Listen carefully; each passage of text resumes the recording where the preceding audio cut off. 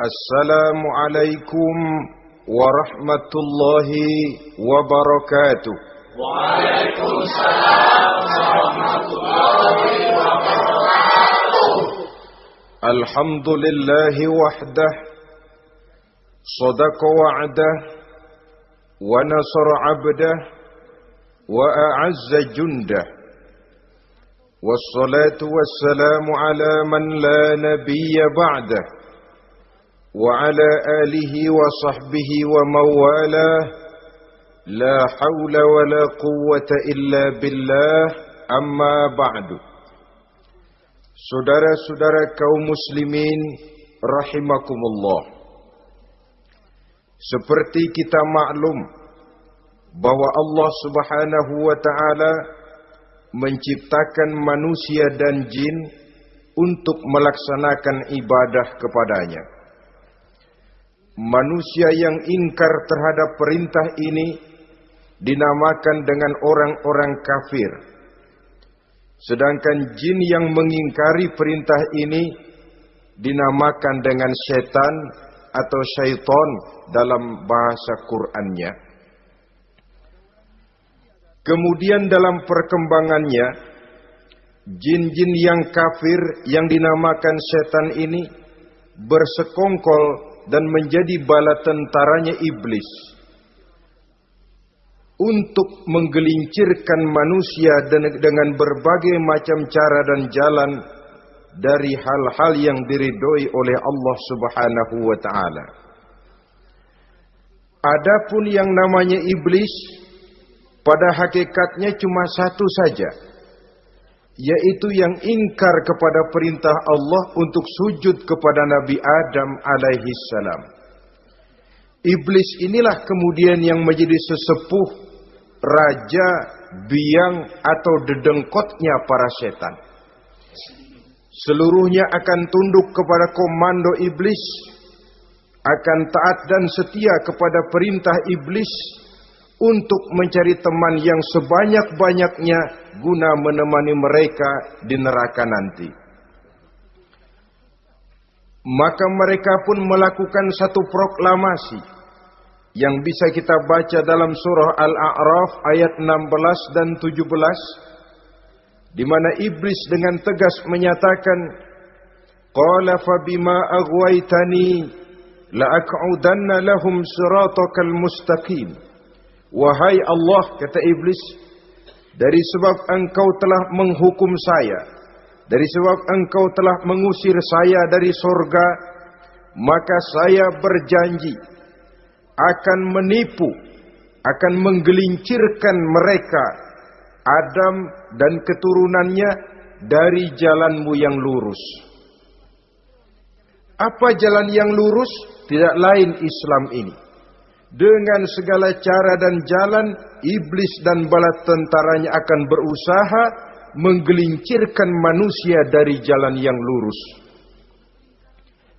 Caranya bagaimana? Ayat ke-17 menjawab, "Tsumma la'atiyannahum min ba'di aydihim." Akan kami datangi mereka, akan kami goda mereka dari arah sebelah depan. Kalau cara itu tidak kena, wa min khalfihim, kami goda mereka dari sebelah belakang. Andai kata cara itu pun tidak mempan, wa an aimanihim, dari arah sebelah kanan. Kalaupun itu gagal, wa an syama'ilihim, kami akan datang dari arah sebelah kiri. Pendeknya dari 4 penjuru angin, iblis dan seluruh bala tentaranya yang bernama setan belum akan puas sebelum kita tergelincir dari jalan yang lurus yang diridhoi oleh Allah Subhanahu wa ta'ala. Sebagian ahli tafsir menjelaskan bahwa jika iblis menggoda dari arah depan, yang dimaksud dari depan ini adalah dunia. Sehingga manusia menjadikan dunia sebagai tujuan akhir dari seluruh kegiatan hidupnya. Ia pergi pagi, pulang sore, peras keringat, banting tulang, tidak ada yang dikejar kecuali dunia dan cuma untuk kepentingan dunia. Dunia yang membuat orang berpaling daripada akhirat. dunia yang membuat orang lupa kepada tujuan penciptaannya, maka dunia termasuk perangkap iblis. Apa isi dunia? Biasanya yang lazim itu 3 ta itu. Harta, tahta, wanita. Itu yang bikin orang jadi sibuk sampai lupa kepada tujuan penciptaannya. Untuk apa dia diciptakan oleh Allah? Ini wa'an min baini aidihim. Kami goda mereka dari arah depan dengan menyodorkan dunia dalam bentuk yang hijau ranau, dunia dalam bentuk yang manis sehingga mereka tenggelam di dalamnya lalu melupakan akhirat. Kalau cara itu juga tidak kena, wa min khalfihim, kami datang dari sebelah belakang. Kami lupakan mereka kepada akhirat. Itu mah urusan nanti bagaimana saja.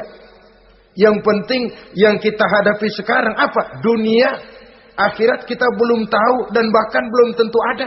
Yang sudah pasti saja kita garap. Melupakan akhirat. Wa an aimanihim, yang dimaksud dari arah sebelah kanan, iblis dan setan selalu menghalang-halangi manusia untuk berbuat kebaikan. Karena kanan adalah lambang kebajikan. Sedangkan ansama ilihim, kiri adalah lambang kejahatan. Dicegahnya kita berbuat kebajikan dan dibisikannya kita untuk selalu melakukan kejahatan dan kemunkaran. Wala tajidu aktsarahum syakirin, dan akan kamu dapati sedikit sekali di antara manusia yang bersyukur atas nikmat yang telah engkau berikan kepada mereka. Ditanamkan rasa ingkar kepada nikmat. Jika kita tidak kufur iman, dibuatnya kufur nikmat. Mengeluh padahal hidup sudah serba cukup, merasa masih sangat kurang padahal orang lain sudah titik air liurnya melihat keadaan kita. Sedikit sekali di antara mereka yang pandai bersyukur kepada nikmat yang telah engkau berikan itu ya Allah. Jadi untuk ingkar nikmat, bisikan selalu datang dari iblis. Coba lihat itu, temanmu yang tidak pernah sholat, rezekinya lancar, kamu berhenti saja sholat. Yang tidak pernah ke masjid, pangkatnya naik terus, udah berhenti aja ke masjid.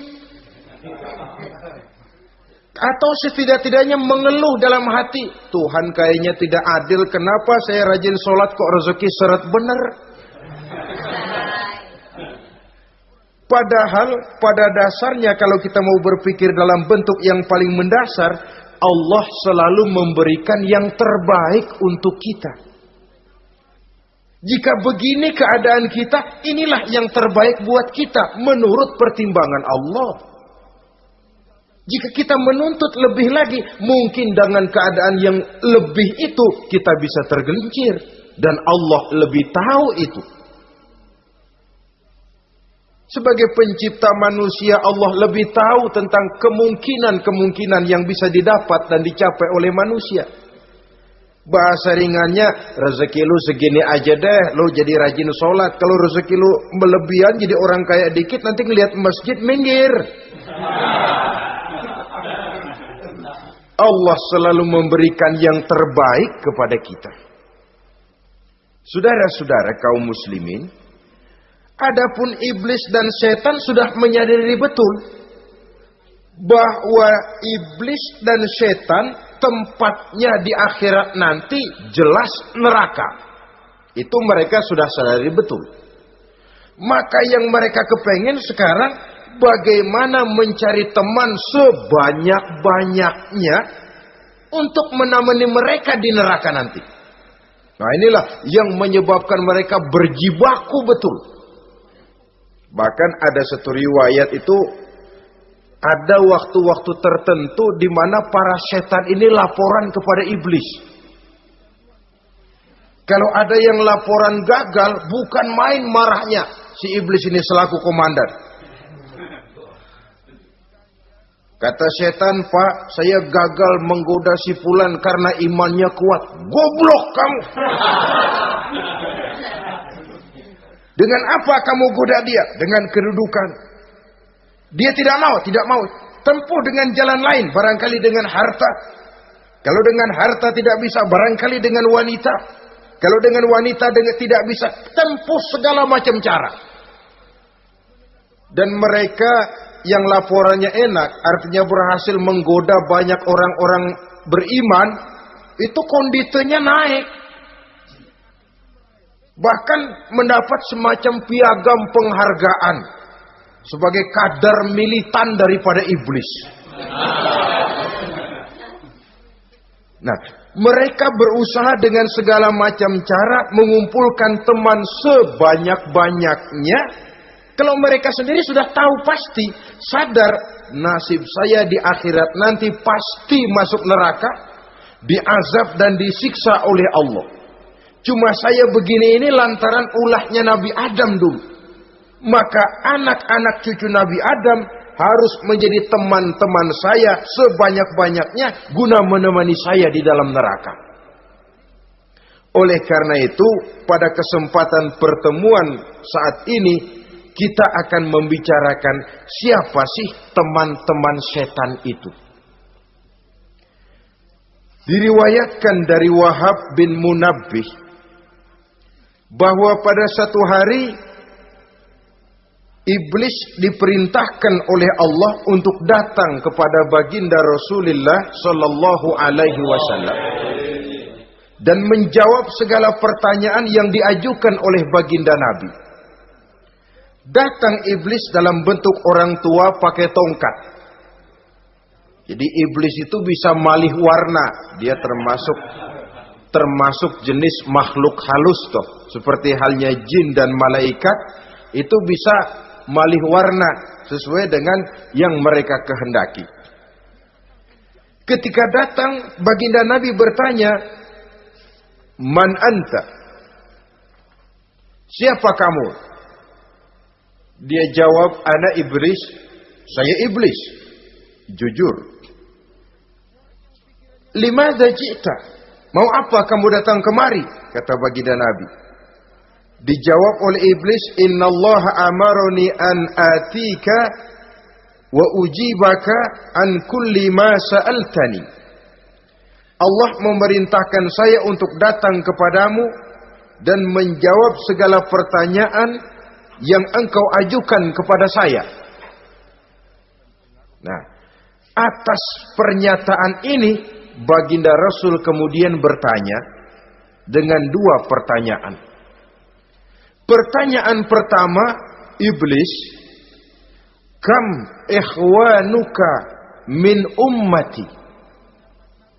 Ada berapa sih teman-temanmu dari golongan umatku? Dari golongan umatku, umat Islam ini, bukan orang lain.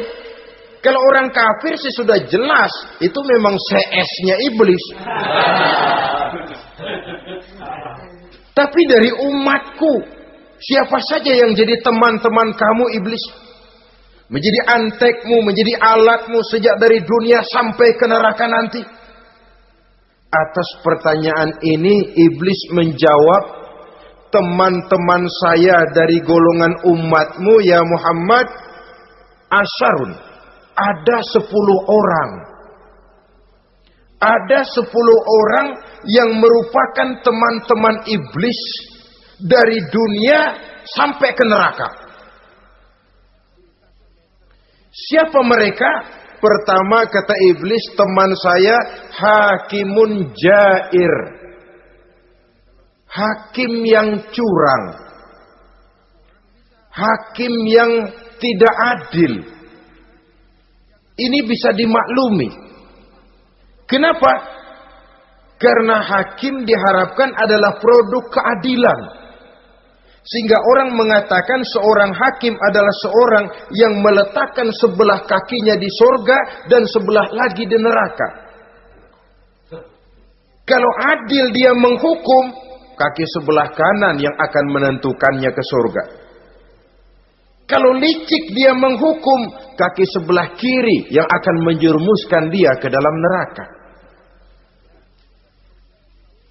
Saudara-saudara kaum muslimin rahimakumullah. Sesungguhnya dalam kehidupan, Kurangnya sandang pangan bukan satunya sebab yang membuat orang menderita. Tidak teraturnya perumahan, kurangnya lapangan kerja bukan satu-satunya yang menyebabkan rakyat menderita. Tapi lukanya rasa keadilan. Tidak tegaknya hukum sebagaimana yang diharapkan.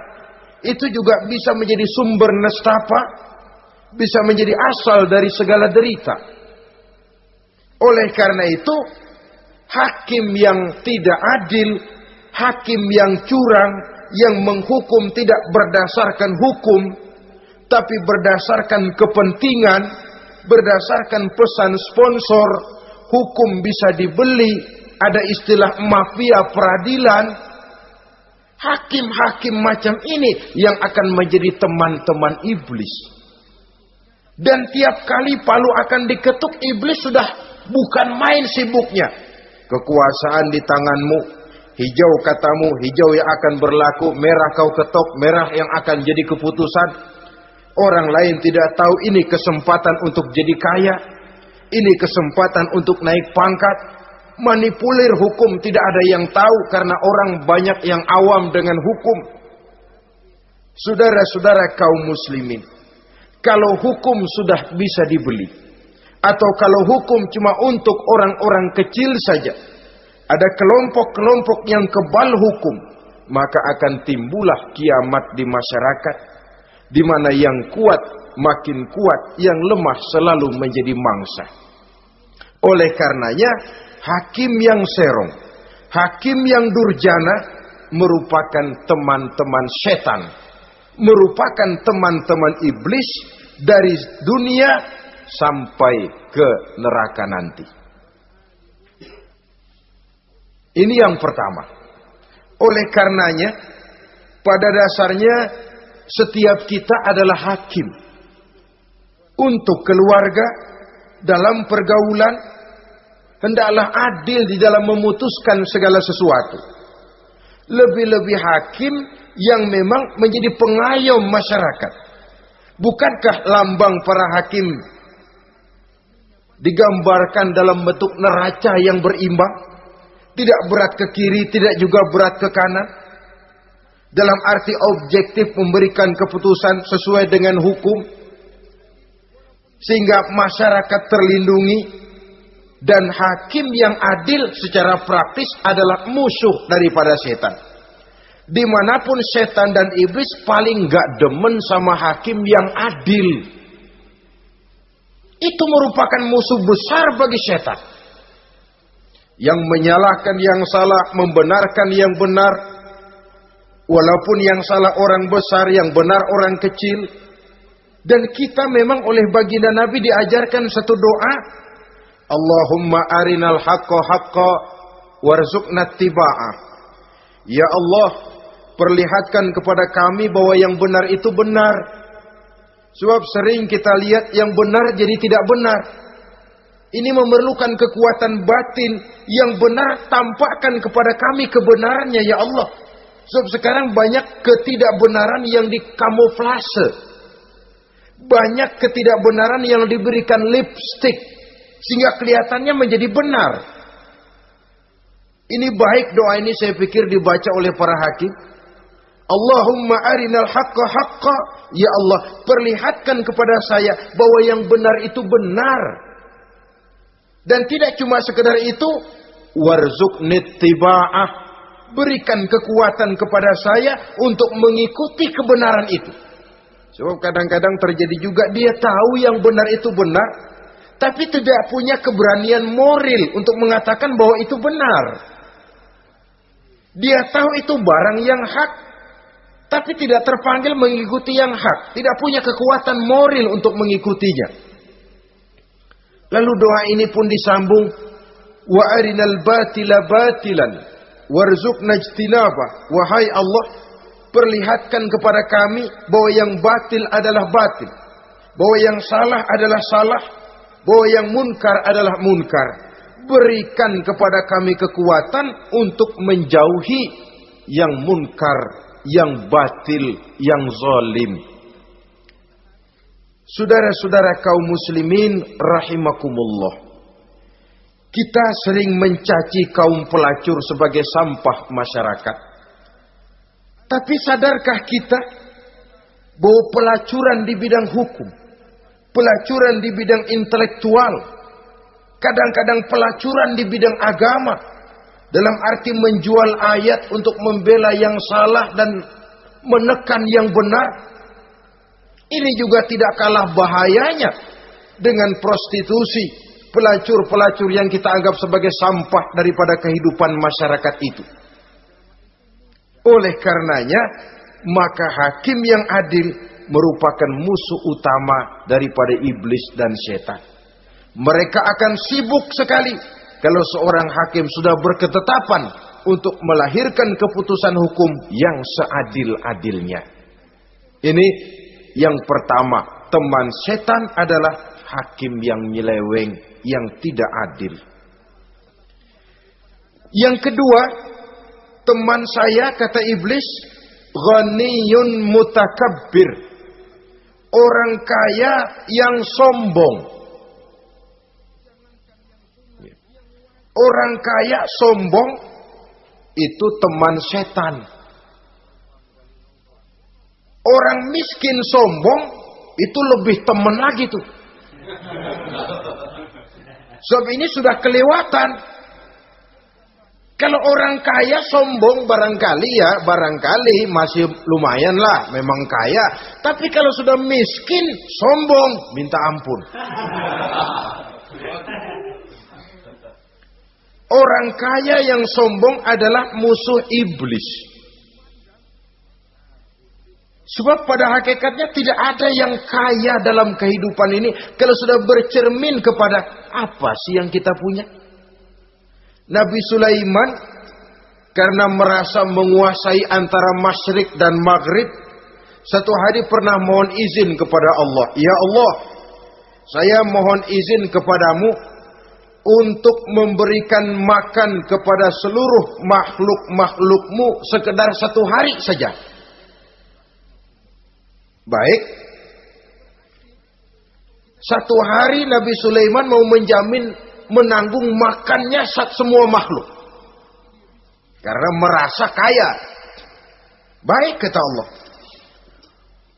Lalu sibuklah Nabi Sulaiman mengadakan persiapan. Seluruh bala tentaranya, jin, binatang dikumpulkan, mengumpulkan makanan yang sebanyak-banyaknya, diatur di satu lapangan yang sangat luas. Sebab ini yang mau makan tentu tidak sedikit. Nah, sudah selesai persiapan, kata Allah, sudah selesai Sulaiman? Sudah, ya Allah. Nah, aku mulai dari makhlukku yang paling di bawah. Ikan. Ikan Nun dipanggil oleh Allah. Rezekimu hari ini mau ditanggung Sulaiman. Naik, makan. Naik ikan ini. Sekali makan seluruh persiapan habis.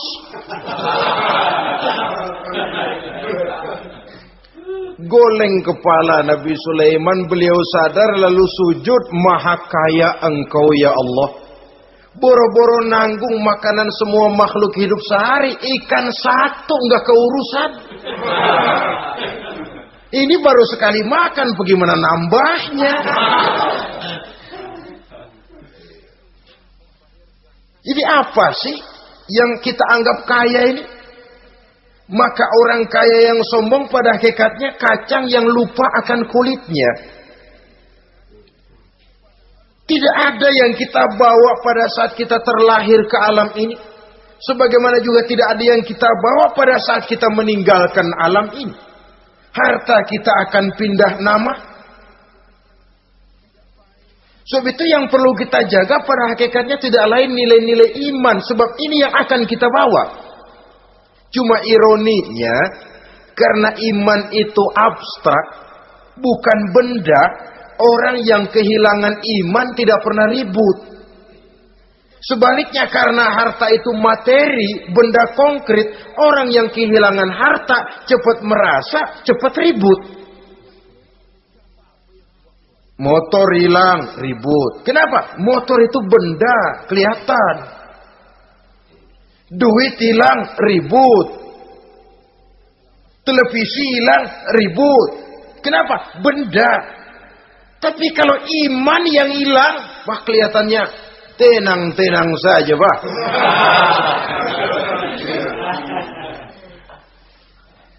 Padahal ini usaha iblis bagaimana orang kehilangan iman, menjadi kafir, masuk grup dia untuk menemani dia di dalam neraka nanti.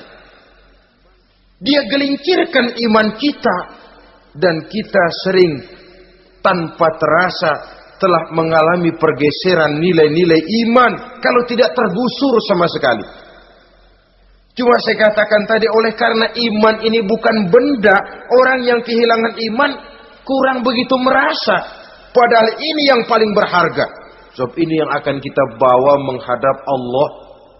Orang itu kalau sudah yakhruju minad dunya bighairi iman, keluar dari dunia, meninggalkan dunia dan seluruh isinya, kembali menghadap Allah dengan tidak membawa iman, tempatnya jelas sudah.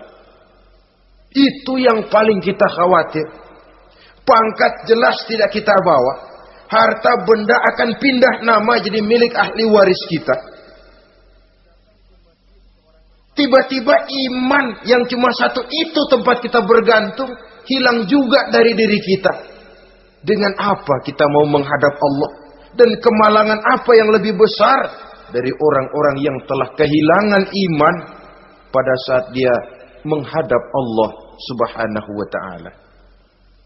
Karena itu saudara-saudara, terutama yang diberikan amanah berupa harta oleh Allah dalam kehidupan ini, bersyukurlah kalau saudara diberikan kepercayaan oleh Allah untuk menyalurkan rezeki kepada orang lain. Seperti keran yang nyimpen air tapi tidak untuk dirinya, disalurkan kepada yang memerlukannya. Rezeki dia cuma lewat tangan saya. Rezeki dia cuma lewat tangan saya. Berbahagialah orang kalau dipercayai Allah untuk menyalurkan rezeki kepada orang lain. Artinya agen. Wong ditunjuk jadi agen Allah, kok nggak bangga? Kalau sudah kemari cara berpikir, insya Allah rasa bakhil bin pelit alias medit bin koret.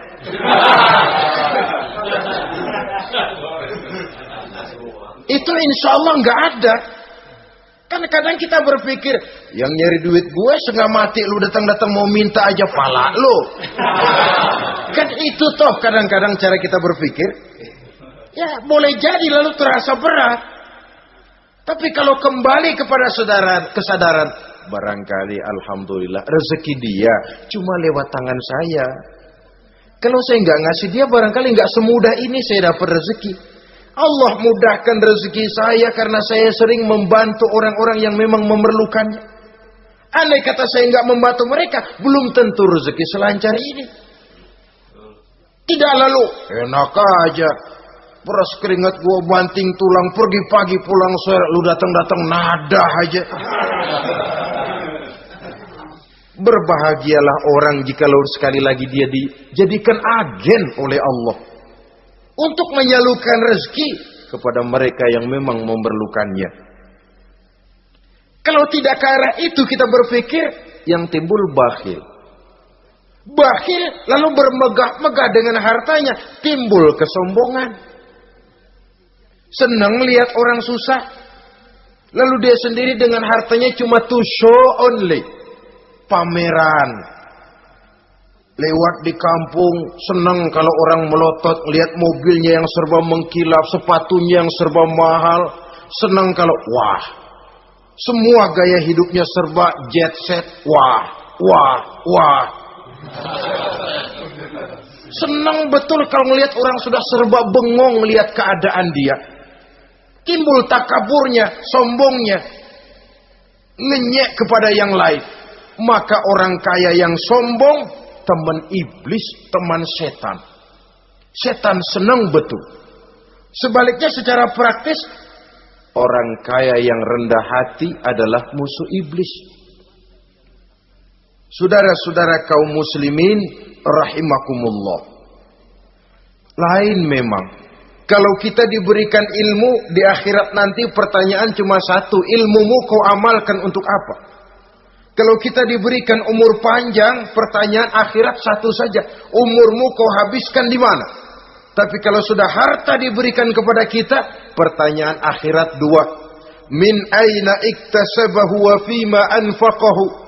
Hartamu kau dapat dari mana? Kau belanjakan kemana? Depan belakang ditanya.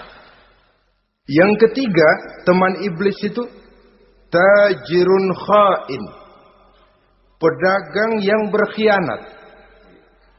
Baik kepada sesama teman pedagangnya, karena ingin lebih maju dari yang lain. Terjadi persaingan yang tidak sehat di berbagai bidang bisnis. Ataupun kepada para pembelinya. Dengan mengatakan barang yang baik adalah barang yang tidak baik menjadi baik. Sebab pada dasarnya apabila kaum pengusaha sudah berkhianat akan timbul kegoncangan ekonomi. Dan kegoncangan ekonomi dampaknya adalah melahirkan kelas-kelas kemiskinan. Kemiskinan merupakan satu perangkap iblis. Biasanya orang kalau udah melarat udah dekat banget sama kafir. Kalau tidak dilatar belakangi oleh nilai iman yang kuat. Udah melarat, udah dekat benar dah sama kafir. Apalagi iblis ini menggodanya. Pandai dia. Kepada orang miskin dia datang dengan bujukan materi.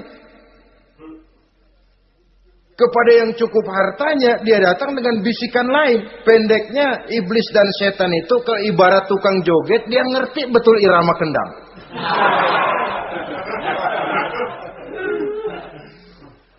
Di mana kelemahan orang itu dia selidiki, dia pelajari, dari arah situ dia masuk.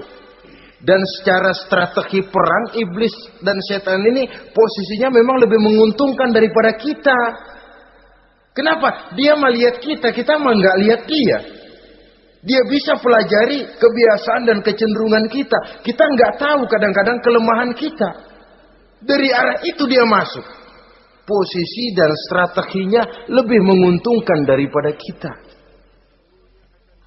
Saudara-saudara kaum muslimin rahimakumullah. Bila ekonomi sudah goncang, terjadi penimbunan barang, terjadi spekulasi harga, timbullah kegoncangan sosial. Dan dikala itu setan dan iblis pesta. Dia merasa perangkapnya berhasil. Persaingan-persaingan yang tidak jujur, yang pada dasarnya akhirnya bukan cuma merusak sistem ekonomi, tapi juga mempengaruhi hasil kerjaan. Dalam tender-tender usaha-usaha besar misalnya, oleh karena mengajar supaya dia yang mendapat proyek, dia tidak segan sogok sini, suap sana, semir sana, usap sini. Tinggal untungnya sedikit dan dia harus dapat untung besar. Akhirnya apa? Proyek yang dikerjakan cuma asal sekedar jadi. Tidak seperti standar yang ditetapkan lagi. Juga tidak merupakan kesalahan yang sepenuhnya harus dibebankan kepada dia. Kesalahan yang merupakan siklus. Mata rantai sudah lingkaran setan. Itulah sebabnya sering saya ungkapkan kalau manusia sudah jadi teman setan, lebih buas daripada bajing. Karena bajing cuma makan kelapa, tapi bajingan udah apa saja dimakan. Sudah jadi teman-teman iblis, tidak ngerti halal haram, hak dan batil. Ini kepentingan pribadi apa kepentingan orang banyak, yang penting sikat saja. Jadi yang ketiga ini targetnya memang kekacauan ekonomi. Yang kemelaratan, kemiskinan merupakan tangga untuk sampai kepada kekafiran. Dan iblis tahu betul itu.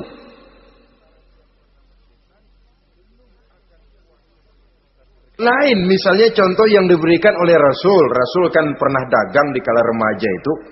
Membawa dagangannya Siti Khadijah. Kain. Beliau dagang kain. Berapa kain ini? Oh, kalau ini Saya ambil dari Ibu Khadijah 25 rupiah. Saudara mau beli saya berapa terserah, asal saya ada untungnya.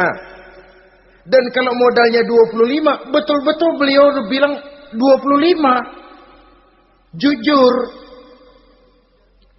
Kita kan enggak, udah bohong campur sumpah lagi.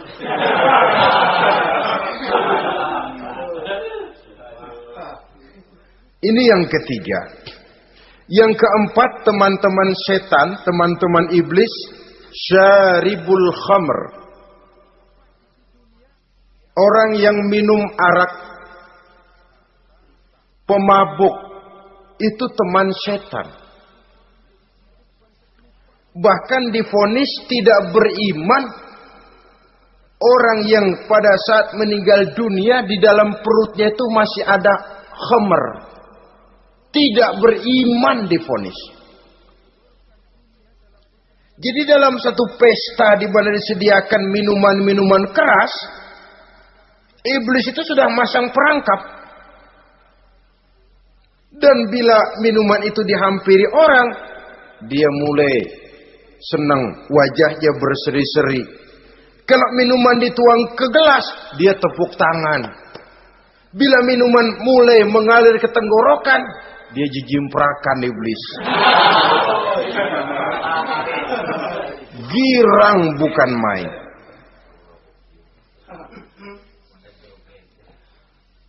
Saudara-saudara kaum muslimin rahimakumullah. Kenapa pemabuk merupakan teman setan? Karena dalam keadaan mabuk, orang kehilangan daya kontrol. Perbuatannya nyaris tidak terkontrol lagi. Tidak ada rahasia, tidak ada harga diri, tidak ada sifat memelihara, dan itu ciri-ciri daripada iblis.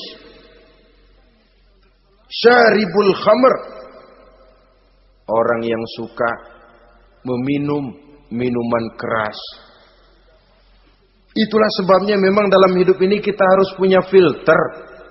Allah selalu menghendaki yang terbaik dan memilihkan yang terbaik untuk kita. Kalau sudah itu minuman yang baik kata Allah, itulah memang yang baik untuk kita. Kalau itu dilarang oleh Allah, itulah memang yang tidak baik untuk kita. Jadi kalau sudah qat'i dalilnya, nggak usah buang energi menyelidiki apa manfaatnya. Kalau sudah qat'i dilarang, nggak usah buang energi menyelidiki apa bahayanya khamr. Allah tidak akan melarang sesuatu yang mengandung manfaat. Yang dilarang Allah tentu yang membawa mudarat dan bahaya di dalam kehidupan. Bukankah sekarang ini minuman keras sudah merupakan penghias pesta? Merupakan kebanggaan di kalangan remaja? Termasuk dalam kata khamr ini ya morfin, ganja, narkotik, dan yang sejenis dengan itu. Orang sudah merasa bangga kalau sudah fly to the sky. Membumbung ke angkasa, katanya dunia ini luas, lupa segala macam persoalan. Tapi sampai kapan? Sampai kapan orang merasa membumbung? Sampai kapan orang merasa bisa meninggalkan segala persoalan? Sampai mabuknya selesai? Ya kalau gitu mabuk aja terus. Lalu apa artinya kehidupan ini? Mabuk kan gak ngerugiin orang lain. Kalau saya nyolong kan ngerugiin orang lain. Kalau saya korupsi ngerugiin orang lain. Kalau saya zina jelas ada orang lain yang dirugikan. Tapi minum khamar, siapa yang rugi? Uang-uang saya. Saya beli dengan uang saya, yang minum pun saya. Siapa yang rugi? Saudara, ini pemikiran sepihak namanya. Pertama jelas merugikan diri sendiri. Kesehatan terganggu, pertumbuhan IQ, ya, daya pikir jadi jumud bin beku. Tidak ada idealisme ke arah depan. Yang ada ya, yang dipikirkan ya, yang di depan hidungnya saja. Dan konon itu pada mulanya memang orang kan sifatnya cuma ingin tahu. Nyobain ketagihan. Ya kalau orang tuanya masuk golongan have, mampu. Kalau orang tuanya termasuk ekonomi lemah, sedangkan kecanduan hal yang tidak bisa ditangguhkan. Orang yang sudah kecanduan minuman keras, Sekali dia tidak minum, sudah bukan main rasanya. Orang yang sudah biasa minum ganja, morfin, narkotik, satu kali dia tidak bertemu itu, sudah nggak keruan rasa. Orang tuanya tidak mampu, kenapa lalu nggak ngelamun yang negatif? Ya kalau dia keluarga have, orang tuanya masih ngelarang, dia bisa jual hal lain di rumahnya yang ada harganya. Tip deka itu, video kah itu, mobil kah digade dulu. Kalau di kampung, anak-anak muda yang menengah ke bawah, kenapa nggak ayam orang disamber?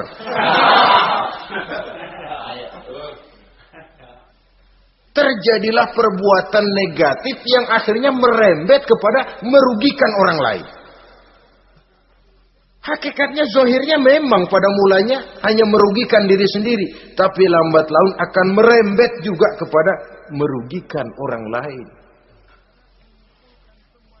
Oleh karena itu pantas kalau dalam perjalanan Mi'raj begitu hendak start dari Masjidil Aqsa menghadap Allah, kepada baginda Nabi disodorkan 2 gelas minuman. Segelas susu dan segelas arak. Muhammad, kau ambil salah satu minuman itu, kau minum. Mantap, Nabi mengambil gelas yang isinya susu lalu beliau minum. Selesai minum kata Jibril, "Shaddaqta ya Muhammad, laqad asabtal haq." Kamu benar Muhammad, pilihanmu tepat. Kenapa? Untung saja susu yang kamu minum. Kalau arak yang kamu ambil, kamu pilih dan kamu minum, pasti umatmu bakal pada jadi umat teler semua nanti. Wong Nabi milih susu saja umatnya masih banyak yang teler. Apalagi kalau beliau memilih khamr waktu itu. Tapi ini sekedar simbol bahwa begitulah kita dalam hidup. Saudara, kalau di depan kita ditaruh segelas jamu, segelas sirup, kira-kira pilih mana? Jamu. Sirup apa jamu? Jamu. Orang yang berpikir panjang ke depan, dia bakal pilih jamu. Memang pahit, getir, nggak enak, tapi besok pagi badan enteng, kerja semangat, berpikir cerdas, gairah ada. Orang yang pikirannya pendek, ngapain jamu getir nih, sirup nih, manis ini. Dia minum, bukan main manisnya, besok pagi bibir pada jontor. Begitulah dalam kehidupan ini. Maka hendaknya kita berusaha dengan sekuat kemampuan untuk menghindarkan diri dari minuman keras dan pengaruh-pengaruhnya. Yang kelima, teman iblis itu al-qattat, tukang-tukang fitnah. Itu suling iblis itu, trompet setan. Sebab apa? Benar kalau Quran mengatakan, Nabi mengatakan al-fitnatu asyaddu minal qatli. Fitnah lebih bahaya dari pembunuhan. Sebab apa? Pembunuhan membunuh orang secara langsung. Fitnah membunuh orang pelan-pelan.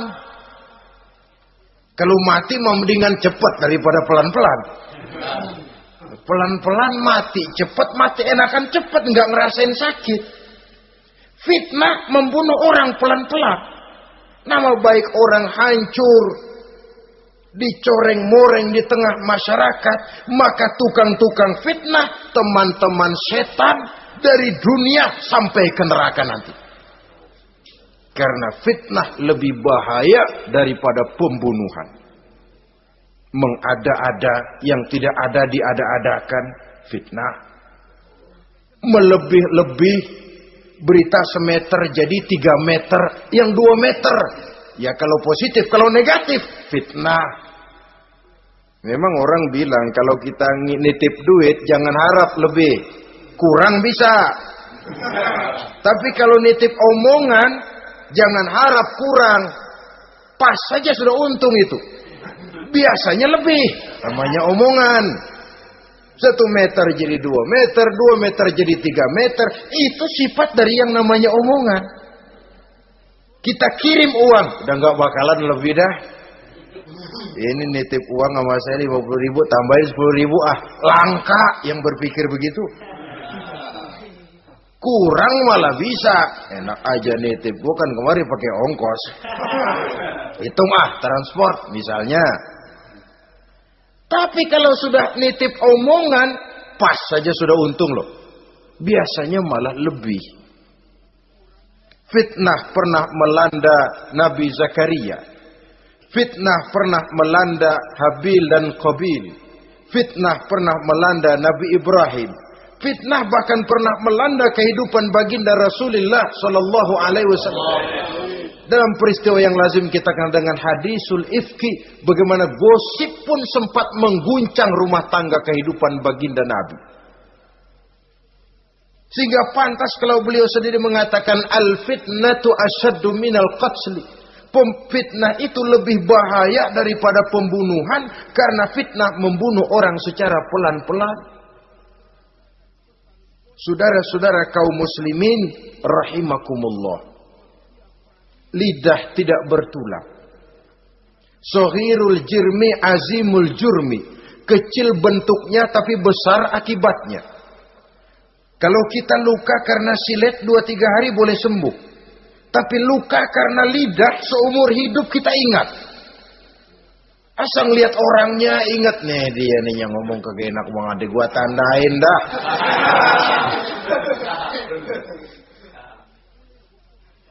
Itulah sebabnya pepatah bilang salamatul insan fi hifzil lisan. Orang akan selamat jikalau dia pandai menjaga lidahnya. Saudara-saudara kaum muslimin, yang keenam, teman setan sahibur riya. Orang yang riya, beramal cuma to show only, supaya ingin dipuji orang, ingin dilihat orang, riya namanya. Tidak ada ikhlas. Sebab kata Imam Ghazali, an-nasu kulluhum niyamun illal alimun, wal alimuna an-nasu kulluhum mauta illal alimun, wal alimuna niyamun illal amilun, wal amiluna mughtarruna ilal mukhlisun. Manusia itu pada hakikatnya mati kecuali orang alim. Orang alim sekalipun hidup hakikatnya adalah tidur, kecuali orang yang mengamalkan ilmunya. Dan orang yang mengamalkan ilmunya banyak yang tertipu, kecuali orang yang ikhlas. Tepat ini fatwa Imam Ghazali. Manusia hakikatnya tidur, kecuali orang yang alim. Orang yang alim walaupun hidup tapi tidur. Hidup tidur, ya nggak bisa berbuat banyak, kecuali orang yang mengamalkan ilmunya. Dan orang yang mengamalkan ilmunya banyak yang tertipu, kecuali yang ikhlas. Jadi kalau amal itu adalah jasad, ikhlas itu adalah ruh. Amal tanpa ikhlas patung. Patung tidak bisa berkembang, tidak bisa berbuat banyak, namanya patung. Itu amal tanpa ikhlas. Ini termasuk penyakit batin toh, ikhlas, riya, ujub, sum'ah, penyakit kepengen didengar orang, penyakit kepengen dilihat orang. Wah, kalau sembayangnya dilihat orang mantap betul, kayak besok mau mati. Tapi kalau sudah sembahyang nggak dilihat orang, wah kilat khusus, cepat bukan main. Ria. Ini yang menghancurkan amal ini nggak terasa. Sifat kita sendiri. Ria ini menggeragoti amal, sebagaimana api menggeragoti kayu bakar. Yang ketujuh, teman setan akilu malil yatim. Orang yang memakan harta anak yatim. Itu setan senang betul itu. Dia bisikanlah, kau kan ngurus anak yatim. Kau sudah menanamkan budi kepada mereka. Jadi wajar kalau kau ambil bagian. Mula-mula memang dalam batas yang wajar. Makin lama malah berebut sama yatimnya. Makin kesonoin, yatimnya malah nggak keduman, panitianya yang kenyang. Akilu malil yatim, orang yang memakan harta anak yatim secara zalim, ini merupakan teman setan.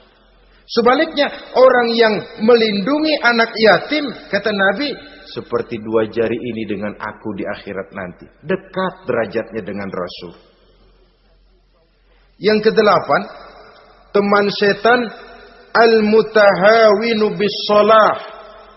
Orang yang nganggap enteng sholat, ngenteng-ngentengin sholat. Nanti aja dah, kalau udah tua-tuaan, sembayang mah gampang, saban sari ada. Kalau ini nih tinju jarang-jarang.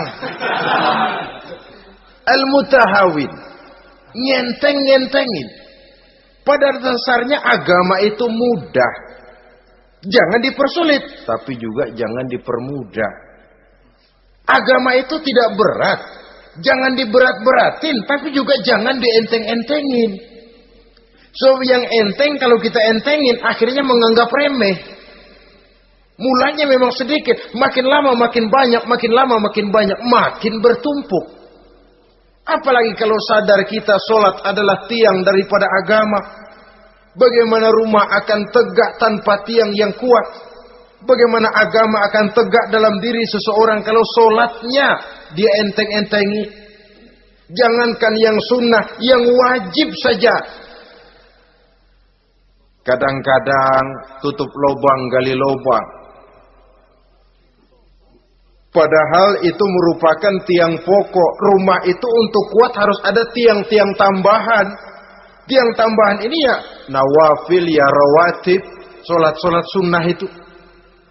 Itu untuk menjaga stabilitas temperatur batin kita kepada Allah.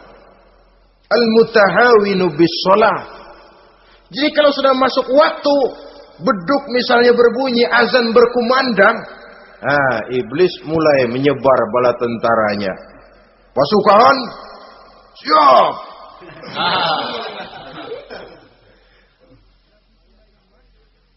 Kama yang dagang dia bisikin, sedang enaknya lu dagang, gua beli lagi banyak-banyak, sembahyang mah ada besok. Sama yang kerja, jangan ditinggal ini kerjaan, tanggung, sembahyang masih ada besok. Saudara-saudara kaum muslimin rahimakumullah. Andai kata kita berhasil, kita tinggalkan kesibukan, lalu kita pergi sholat, apa iblis diam? Setan tenang? Tidak, masih dia bisiki kita. Iya, kalau mau sembahyang ya sembahyang, gak cuma buruan udah. Nah, yang mau belanja, yang menunggu, bukan main. Sampai ruku kita tidak sempurna, bacaan kita semrawut, sujud kita tidak lengkap. Sholat juga, tapi disitulah masuk iblis.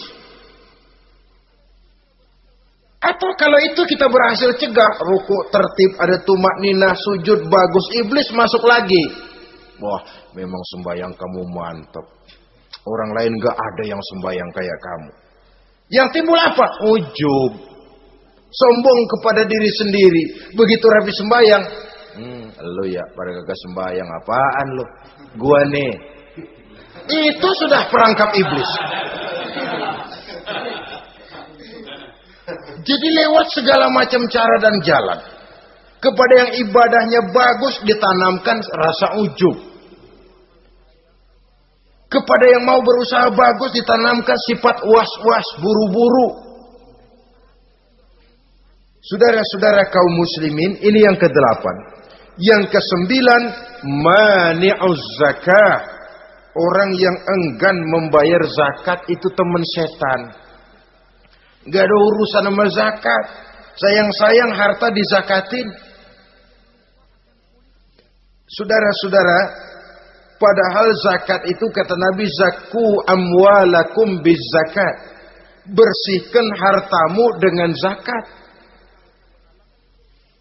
Jadi barangkali bercampur harta itu dengan sedikit yang tidak baik, bercampur dengan yang kotor. Zakat itu membersihkan yang lain. Kita misalnya dalam satu kelas punya murid 40 orang, 42 orang, ada 2 orang yang bandel, nggak ketulungan. Sudah segala macam cara kita perbaiki, nggak juga berhasil. Ini kan kalau nggak diatasi kan mempengaruhi yang teman-teman yang 40 orang. Untuk menyelamatkan yang 40 ini, nggak apa-apa yang 2 keluarin. Bikin pemecatan, anak saudara kami sudah tidak sanggup lagi mengajar. Dengan ini kami berhentikan dari sekolah yang kami pimpin untuk menyelamatkan teman-teman yang lebih banyak. Mengeluarkan yang 2 untuk menyelamatkan yang 40. So kalau tidak ini nanti ngerembet, yang 40 ngikut jadi ngeres. Itu juga harta. Zakat untuk membersihkan yang masih tersisa. Yang terakhir yang ke-10, teman setan, musuh, teman iblis, man yutilul amal. Orang yang terlalu panjang angan-angan. Penghitung bintang di langit. Yang hidup cuma ngitung jikalau. Wiridannya cuma jikalau.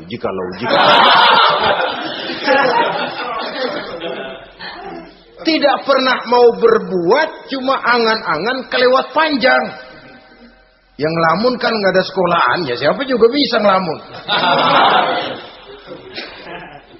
Orang bukan tidak boleh bercita-cita, bahkan cita-cita yang mendorong kita untuk bergairah dalam kehidupan. Tapi kalau cita-cita tanpa langkah konkret, yang penting kan punya kemauan, lebihnya tawakal, nggak cukup. Pernah datang ke masjid seorang sahabat. Begitu sampai dia turun dari onta langsung menghadap baginda Nabi. Nabi tanya, ontamu udah diikat belum? Belum ya Rasul. Kenapa? Saya tawakal kepada Allah. Tuh orang diomelin sama Nabi. Ikat dulu, habis gitu baru tawakal. Betul toh. Ikat dulu tuh onta, lebihnya baru tawakal. Kalau udah diikat masih lari juga, itu tawakal. Lah belum diikat udah tawakal. Orang yang terlalu panjang angan-angan, yang akhirnya kalau tidak merusak cara berpikirnya, akan mendorong dia kepada perbuatan yang negatif untuk mewujudkan angan-angannya itu. Macam misalnya ya, pakaian kepengen bagus, harta mau banyak, usaha ogah, kerja capek sedikit tidak mau, kepengen seperti orang-orang, lalu ngelamun. Kalau tidak jadi gila, ya merusak perbuatannya. Kan berapa banyak orang yang kepengen kaya gagal lalu jadi sableng. Kertas koran ditumpukin, dikantongin, dia kira gepokan duit. Hawanya duit udah banyak aja. Tulul aman, terlalu panjang angan-angan. Nah, saudara-saudara, kalau kita sudah tahu itulah teman-teman setan, teman-teman iblis, mari kita berusaha jangan termasuk salah satu di antara 10 orang yang menjadi teman-teman iblis ini. Lalu cara untuk mengatasinya bagaimana? Imam Al-Ghazali rahimahullah memberikan tuntunan. Pertama, untuk mengatasi perangkap setan, jangan sampai kita termasuk salah satu teman setan, zikrullah. Banyak ingat kepada Allah. Sebab Nabi bersabda, inna zikrallahi ta'ala fi janbi syaitan kal akillati fi janbi ibni Adam. Sesungguhnya zikrullah, zikir kepada Allah itu dapat menyakiti setan sebagaimana penyakit menyakiti lambung anak Adam. Jadi setan itu akan kurus kalau kita hantam pakai zikrullah. Setan tidak berdaya, lemah kalau kita hantam pakai zikrullah. Ingat Allah, selalu merasakan kehadiran Allah dekat dalam hidup. Itu senjata pertama. Dengan zikrullah, setan kurus.